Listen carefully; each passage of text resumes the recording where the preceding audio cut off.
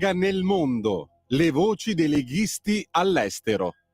Va ora in onda Lega Liguria con Fabrizio Graffione. Buongiorno a tutti da Genova e dalla Liguria. Oggi c'è veramente un bellissimo sole, siamo intorno agli 11-12 gradi, un po' di vento anche se è calato rispetto ai giorni scorsi, ma passiamo subito al nostro primo ospite della mattinata, che è il nostro consigliere del municipio centro-est, proprio il cuore di Genova, Edoardo Di Cesare. Ciao Edo, ci sei?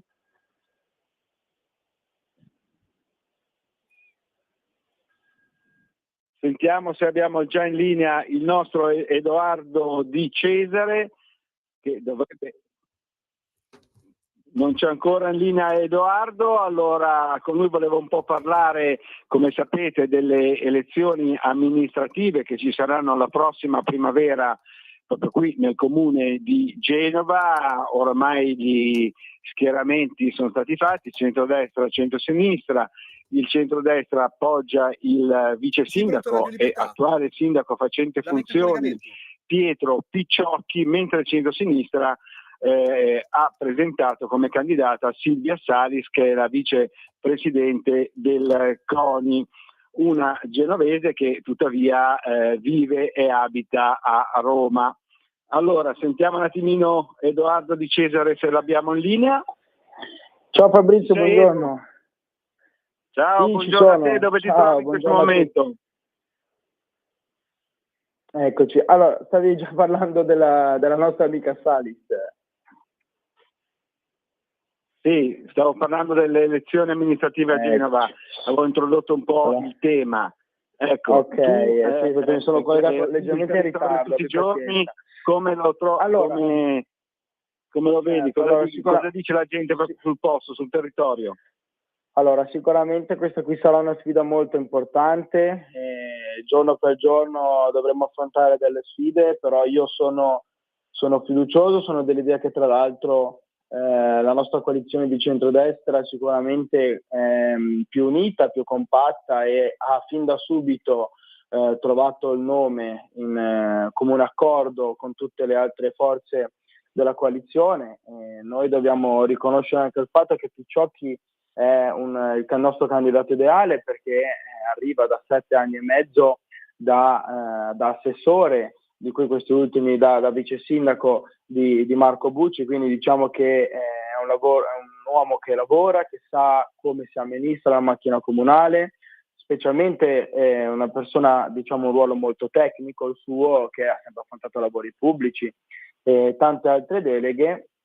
Sicuramente questo darà un potenziale rispetto a una pseudo candidata del centro-sinistra, che arriva da una coalizione che non è unita, che litiga, dove tra l'altro il PD non ha avuto modo di affermare la sua leadership all'interno del centro-sinistra, nonostante la sua alta percentuale, rispetto invece a un Movimento 5 Stelle o una VS che in realtà, diciamo, con percentuali più basse hanno comunque saputo imporsi. Se questi partiti già litigano al loro interno, immaginiamoci per diciamo coordinarsi e tirare giù un programma in comune accordo. Noi il programma ce l'abbiamo già, ancora prima di presentare il candidato sindaco Picciocchi. Loro invece, come la strategia che hanno fatto con Orlando, ovvero noi mettiamo il candidato, il programma poi lo scriviamo man mano che andiamo avanti o magari una volta che vinciamo le elezioni regionali. Ecco, questo sicuramente dà un distacco. Il nostro obiettivo è quello di continuare con gli impegni presi con i cittadini genovesi nel 2022 per continuare quello che è stato il primo mandato, e sicuramente è stato molto interessante, molto importante il fatto che Picciocchi abbia ribadito l'importanza di continuare con le grandi opere, di puntare specialmente sui giovani, di tornare anche a quella che è la manutenzione ordinaria delle strade, dei marciapiedi, di continuare con quello che è il progetto di migliorare la vita dei genovesi. E sicuramente è stato molto maturo il fatto che abbia riconosciuto che si possano apportare delle modifiche a certi impegni che si erano presi, a certi progetti che non accontentano tutta la cittadinanza, perché noi comunque, bisogna ribadirlo, siamo quella forza politica che va ad ascoltare anche quel singolo che non è d'accordo rispetto ad altri, quando per esempio parliamo dell'Agaccio, dove certe volte noi siamo sempre disposti al dialogo con tutti i cittadini, e poi ci sono quelli magari dalla parte della nostra competitor Salis, che invece di sedersi a un tavolo per dialogare preferiscono stare fuori, manifestare, fare casino senza portare dei veri contenuti al tavolo. Ma parlando in particolar modo della Salis, anche se fa un po' strano dire questo cognome, specie in un contesto genovese che magari richiama all'europarlamentare, che d'altronde è sempre di quella fascia lì che già rappresenta il modus operandi della sinistra, ovvero di occupare abusivamente, dell'anarchia, eccetera. Hanno una candidata che vive a Roma, come già dicevi te, quindi diciamo è quasi forse simpatico dire abbiamo una candidata a sindaco di Genova che però abita a Roma. C'è anche da dire che però questa persona parte già col piede sbagliato, perché comunque è una persona che è molto vicina sia al riformismo di Renzi, però anche per il fatto del ruolo della sua vicepresidenza all'interno del CONI lo deve sicuramente al centrodestra, perché comunque è una nomina che è stata molto voluta da Marco Bucci. Questo a prova del fatto che noi siamo persone che vogliono valorizzare le persone che lavorano, premiandole in base alle loro competenze, però anche questo da tenere in considerazione. Quindi ha cambiato idea da un momento all'altro su questo. Infatti Marco Bucci ha sempre detto che è una persona competente per quanto riguarda il suo lavoro, ma immaginiamoci anche su tutto il resto. Poi nel senso ai cittadini basterà semplicemente, cioè non solo semplicemente, basterà anche portare sul tavolo quelli che sono stati i progressi che abbiamo avuto rispetto a quando la sinistra governava Genova, no? Non ci ricordiamo più l'era di Doria, della Vincenzi. Vogliamo tornare veramente magari con un centro storico lasciato in mano agli anarchici, il commercio che faceva acqua da tutte le parti, quando invece noi adesso siamo riusciti, grazie anche al grande lavoro della Lega, sia in municipio che con gli assessori comunali, a dare un vero supporto magari ai commercianti con anche il bonus Carrugi, invece a definire delle zone rosse per limitare quelle che sono delle leggi che sono state fatte a livello nazionale dalla sinistra, che apriva il libero commercio, quando invece magari delle vie importanti e storiche bisogna sempre valorizzare quello che è il territorio, i prodotti del territorio genovese, ma in particolare quello nazionale. Poi mai come la coalizione di centrodestra che abbiamo fatto in questi 7 anni siamo riusciti a valorizzare quello che è il patrimonio culturale, quindi anche qui, nonostante la sinistra ci attaccasse sempre che mancava un assessore alla cultura, la valorizzazione dei rolli ha preso il volo, anzi abbiamo sempre avuto di più weekend in cui si potevano aprire, quindi portando turismo alla città, quindi anche a una maggiore entrata sempre per il commercio. Poi parliamo della gestione dei rifiuti. Noi siamo orgogliosi del lavoro che è stato fatto con la creazione degli ecopunti, quindi con un'ottima collaborazione con AMIO, invece di trovare la sporcizia e i bidoni sempre in giro per i vicoli. È stato un progetto questo qui che sicuramente tutti i cittadini residenti del centro storico sono orgogliosi. In particolar modo sempre nel centro storico bisognerà affrontare in modo serio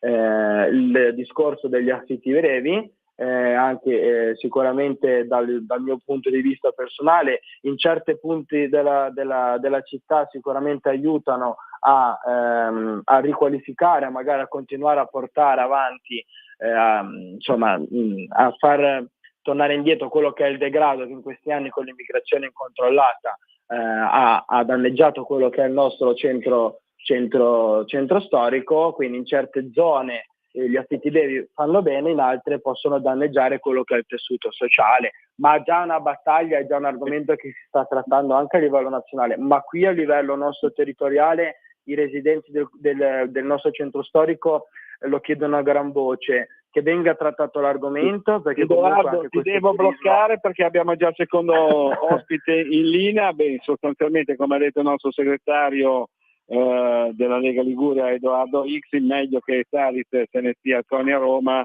e non faccia la sindaca di Genova. Marco Bucci si è sentito ovviamente, come hai ricordato tu, un po' tradito, anche perché l'aveva nominata ambasciatrice di Genova nel mondo, e quindi staremo un attimo a vedere cosa succederà, ne parleremo sicuramente nelle nostre prossime puntate. Per il momento ti devo salutare, ti ringrazio per il tuo intervento. È stato un piacere. Ciao Edo. Ciao Fabri, buona giornata a tutti, ciao. Grazie ancora al nostro capogruppo in municipio qui centro-est del comune di Genova, Edoardo Di Cesare, e passiamo subito al nostro secondo ospite della mattinata, che è il consigliere regionale e presidente della terza commissione attività produttive, Armando Biasi. Ciao Armando, ci sei? Sì, buongiorno a voi, grazie per l'invito e vi auguro una buona giornata. Ciao Armando, allora parlavamo tanto delle elezioni amministrative che ci sono qui a Genova, e naturalmente noi come Lega sosteniamo Pietro Picciocchi, un lavoratore, uno che conosce la macchina comunale, uno che lavora a testa bassa per la città, lo ha dimostrato in tutti questi anni anche come assessore. Ma non ci sono soltanto le elezioni amministrative a Genova, ma anche sul territorio, in particolare a Valle Crosia, dove tu fino a poco tempo fa sei stato il sindaco. Sì, anche la mia città, 7.000 abitanti circa, andrà al voto perché, essendo stato dichiarato incompatibile con la doppia carica, correttamente ho rassegnato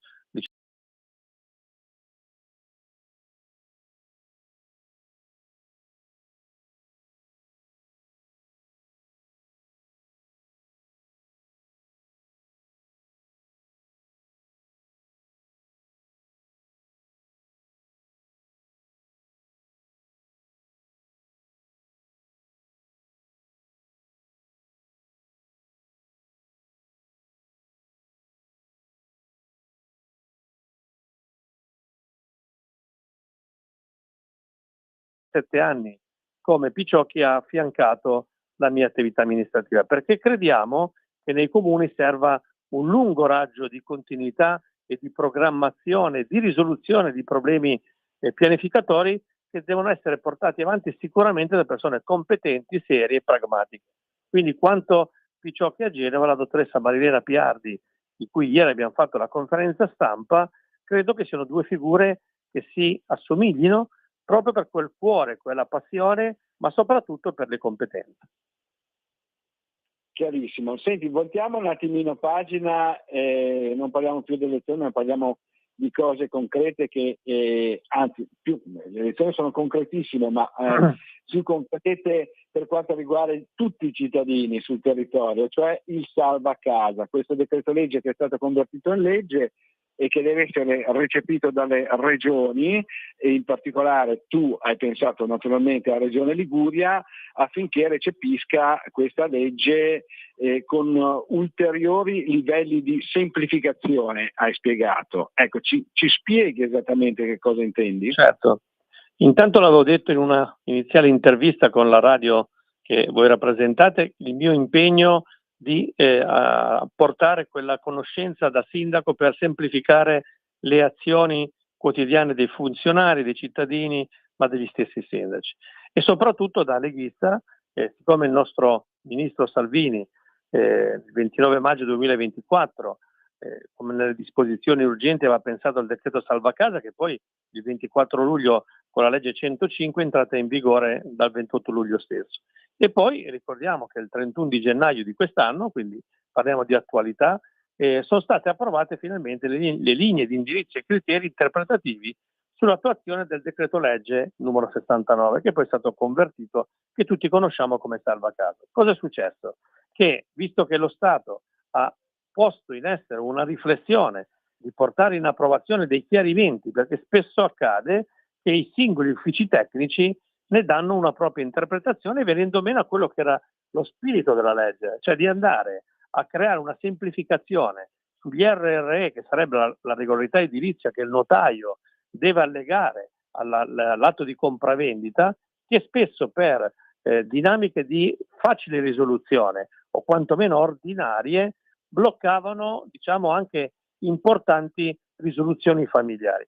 Per questo ho fatto e predisposto martedì un ordine del giorno al Consiglio regionale dove in realtà chiedo all'assessore, chiedo a Bucci di poter trasformare questa forma interpretativa in una legge regionale che chiarisca i campi di attuazione, come ad esempio modifiche dell'attività di edilizia libera, la possibilità di installare vetrate panoramiche scorrevoli anche sulle logge, i porticati, le tende da sole, quelle cose che poi in realtà il singolo cittadino si trova sempre a dover affrontare se può farlo o se non può farlo, se risulta edilizia libera o meno.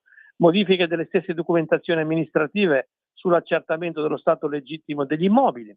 Anche lì abbiamo ascoltato il territorio, le attività professionali, ANCE, quante volte si trova in questa condizione. La stessa modifica della disciplina delle tolleranze costruttive ed esecutive, perché attualmente sugli accertamenti di conformità si parla del 2%, mentre il salvacasa porta a una innovazione che li amplia fino al 6%. E un altro tema che tanti mi stanno chiedendo, la possibilità di ottenere l'agibilità per immobili realizzati prima dell'entrata in vigore della legge con le altezze minime di 1,40 m e per i monolocali una superficie di 20, perché intelligentemente il ministro Salvini cosa ha detto? Che sul costruito, per evitare di andare a costruire altrettanto, su alcune caratteristiche di altezze sino a 2,40 e monostanze da 20 metri quadri, che molto spesso possono servire agli studenti universitari, in realtà garantire, diciamo, l'agibilità. Poi i temi sono tanti, per cui il mio impegno da consigliere regionale, da tecnico, da ex sindaco è quello di sollevare la necessità e l'attenzione che nell'assessore e nel presidente ci sono già, ma soprattutto con tempistiche certe, di arrivare a questa approvazione. Perché tra l'altro il ministro, concludo, sta lavorando anche alla modifica della legge urbanistica nazionale, che è la 380, che permetterà a noi come Liguria di andare a modificare il testo della legge 16 per creare questa sinergia di dettati amministrativi col tema principale che tu hai citato, è semplificare, semplificare, semplificare. Ecco, senti Armando, abbiamo ancora un paio di minuti, volevo farti un paio di domande. Dunque, naturalmente Salvacasa va a favore dei cittadini, in questo caso liguri, però semplificando, diciamo, c'è un lavoro anche più semplificato, quindi anche meno costi per quanto riguarda, non so, geometri, architetti, ingegneri, gli artigiani, insomma anche le associazioni di categoria. Tu hai citato l'ANCE per esempio. Ecco, questi ulteriori livelli di semplificazione in Liguria possono effettivamente dare una spinta allo sviluppo del territorio in questo senso.